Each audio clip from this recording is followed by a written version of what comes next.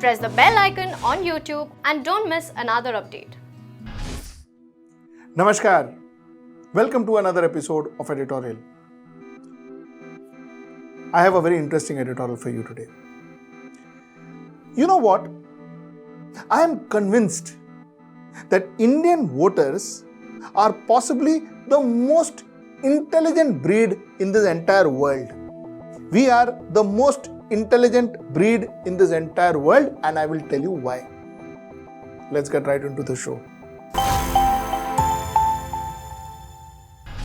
In 2018, Bharatiya Janata Party, India's most popular party, was governing over 71% of landmass of India. Of course, 2018, they were also governing in the center. India reposed full faith in Bharatiya Janata Party because in 2014, when they came into power, there were only 7 states that Bharatiya Janata Party was governing. Only 7 states. And by the time they reached 2018, that 7 states grew to 21 states. So, Indians were very excited. Indian voters were very excited. Bharatiya Janata Party was in the center. Narendra Modi, Prime Minister, was giving promises after promises.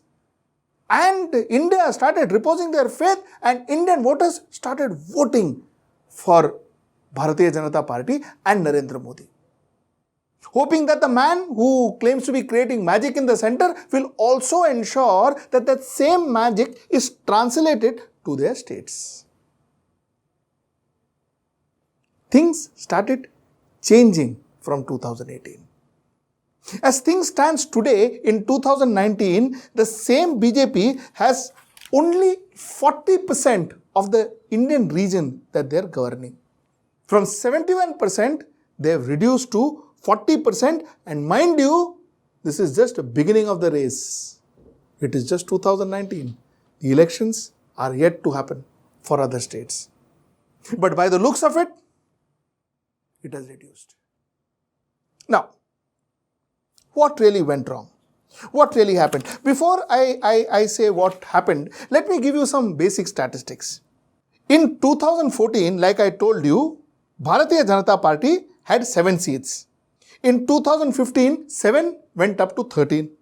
In 2016, 13 went up to 15, and in 2017, 15 went up to 19, and in 2018, 19 went up to 21. This was the way the ascending happened.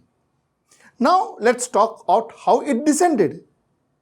You see, what really happened was they started losing one state after another. They lost Madhya Pradesh, then they lost Rajasthan, then they lost Chhattisgarh, then the alliance with TDP broke off, so they lost Andhra Pradesh. Alliance with PDP broke off, so technically, while it's president rule, so they're ruling it and all of that, but technically, the alliance with PDP also ensured that they lost Jammu and Kashmir. So they went zoom and they started sliding down, and today they have lost Maharashtra, the second largest state after Uttar Pradesh in terms of Lok Sabha seats. Now, what does this connote? The question is this a referendum on the Narendra Modi government in the center? Rather, is this a referendum on Shri Narendra Modi, the Prime Minister of India? Technically speaking, no. Because Narendra Modi's popularity has not come down drastically, has not fallen. It's still there. It is still where it was. It is still where it was in 2019. And then why is BJP losing state after state after state? Why is BJP losing? Now, that's where I say that Indian voters possibly are the most intelligent breed in this world. And I'm so proud of it. You see, what's happening is, in 2014, BJP came as an underdog. BJP came as a party for people. It was seen as a people's party. There was a lot of reminiscence of the Atal Bihari Vajpayee BJP. There was a lot of reminiscence of the LK Advani BJP, and there was a lot of hope from Mr. Narendra Modi. At that point in time, Mr. Amit Shah was not very popular. people actually started believing that this BJP government is of the people, by the people and for the people. They said they are part of us. They are right. They are going to change the world. They are going to get in. They are going to clean corruption. Everything. So people voted them left, right and center. Even the municipal vote they got. But then people slowly realized that actually, no. Every time they gave Bharatiya Janata Party vote a little bit of arrogance of Bharatiya Janata Party and the attitude of taking the voters for granted grew. It grew. They almost started believing that manipulating election is their birthright. And that's how democracy has to be.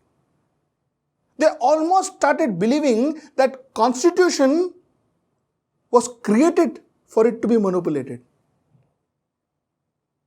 They almost started bragging about the ways they would manipulate an election or manipulate the voters or change the way the voters think or change or buy, sell, exchange MLAs to govern.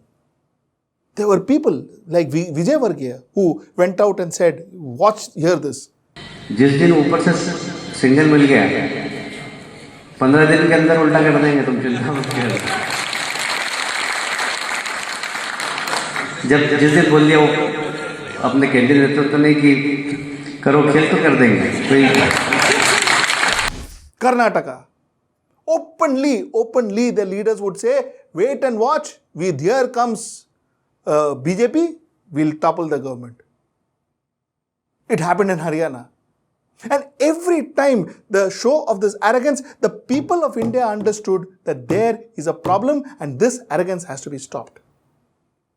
The second point is, why did people vote for BJP then in 2019? Of course, people voted for BJP then in 2019 because BJP was possibly the best option in 2019. It was no Modi wave in 2019. We said that then and we say that today. People voted because of Tina factor. There is no alternative. If not Modi, who? Rahul Gandhi? Because Rahul Gandhi himself said, I don't want to be the Prime Minister. Then who? Mamata Banerjee? Then who? Mayawati? Then who? Sharad Pawar? India didn't want to accept them as Prime Minister.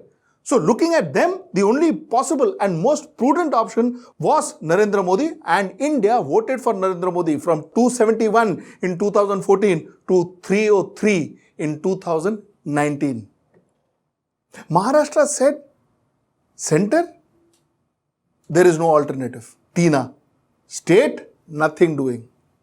So 2 points we are making. Point number 1, that this is no referendum of Modi's popularity. Modi is still popular. And the point number 2 is, the people of India does not wish to give BJP power in the center and in the state. They are very careful when they are voting in the state. It was a common joke and a common knowledge.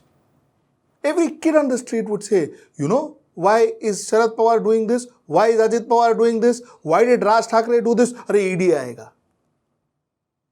So using enforcement directorate, using enforcement agency became a joke. It became okay. It became something which is okay in this country, that you can use your political opposition, you can use ED. Like in Pakistan, that you know, every second Prime Minister is put in the gallows or at least tried for treason or whatever, put in the jail. It became so okay in India. We were not a country like this. And Indians know it. And Indians know it. The fact is, if BJP has got all the power in the center and all the power in the state, it is easy for BJP to manipulate and use fear tactics, use enforcement directorates and enforcement agencies against their political opposition. But if the state government is different to the central government, it is not that easy. Look at what happened in West Bengal. It was not very easy for Bharatiya Janata Party to get CBI involved and get Mamata Banerjee behind bars and get their leaders into trouble. It was not very easy. But in Maharashtra, it would be easy. Raj Thackeray was called by ED. Sharad Pawar was supposed to be called by ED. It is easy in Maharashtra. Because center and state, power is the same. Indians said no. We can't live in fear. We will not live in a fascist state. So therefore, the bifurcation of power. Haryana also showed the same. Of course, they managed to tie up with Chautala and make the government. But Haryana, the people of Haryana also showed the same, that we are not really sure whether we want to vote for BJP again. Maharashtra again, we are not very sure we want to vote for BJP again. There is no absolute mandate in all that.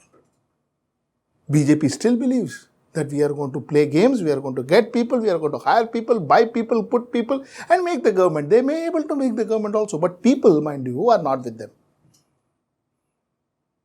So the point that I am trying to make is, somewhere down the line, there is this new mantra in Indian politics and with Indian voters.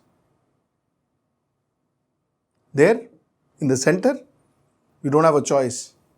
Narendra Modi rules. But in the state, maybe we don't want to see BJP because that makes them absolute powerful. And you know what absolute power does? Absolute power does this.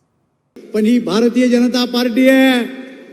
आमच्याजवळ washing machine आहे. आमच्या हात आला की आम्ही त्याच्यात टाकतो, स्वच्छ धुतो आणि मग आमच्या लयनीत उभा करतो. पहा त्याला हे वॉशिंग मशीन मध्ये निरमा पावडर टाकतो, गुजरातचं निरमा पावडर, आणि तेव्हा तो माणूस स्वच्छ होतो आणि आपल्या पार्टीमध्ये घेतो. जिस दिन ऊपर से सिग्नल मिल गया 15 दिन के अंदर उल्टा कर देंगे तुम चिंता मत करो. जब जिस दिन बोल दिया वो अपने केंद्रीय नेतृत्व ने कि करो खेल तो कर देंगे. तो